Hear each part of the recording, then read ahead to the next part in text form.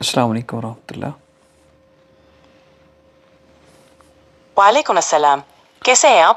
اللہ کا کرم میں ٹھیک ہوں۔ میرے یوٹیوب پہ چینل ہے وظائف کا، آپ مجھے اولاد کو فرما بردار بنانے کے لیے وظیفہ بتا دیں۔ بہت خوشی ہوگی کہ آپ کا چینل مذہبی مواد پر ہے۔ اولاد کو فرما بردار بنانے کے لیے والدین کو سب سے پہلے خود اچھا نمونہ بننا چاہیے اور دعا کے ساتھ ساتھ محبت اور شفقت سے ان کی تربیت کرنی چاہیے۔ آپ چاہے تو سورہ فرقان کی آیت نمبر 74 بھی پڑھ سکتے ہیں، یہ بہت مؤثر ہے۔ سورہ فرقان کی آیت نمبر 74 کتنی بار پڑھنی ہے؟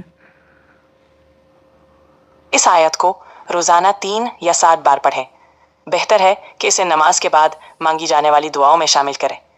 اللہ پاک سے خلوص دل سے دعا مانگتے رہیں۔ مزید اس وظیفہ کے بارے میں بتائیں۔ مصیبتیں دور کرنے کے لیے آیت الکرسی پڑھنا بہت مؤثر ہے۔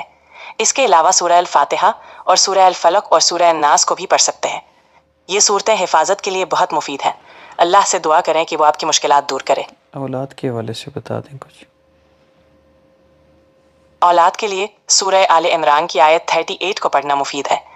اس کے علاوہ سورہ انبیاء کی آیت 99 بھی اولاد کے حصول کے لیے پڑھی جا سکتی ہے۔ دعا کے ساتھ ساتھ صدقہ دینا بھی بہت اہم ہے۔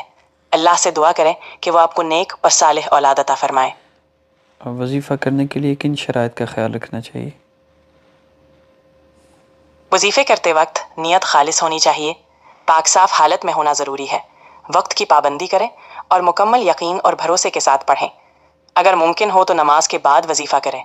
دعا کرتے وقت دل سے اللہ پر بھروسہ رکھیں اور استقامت سے عمل کریں۔ بہت شکریہ۔ السلام علیکم۔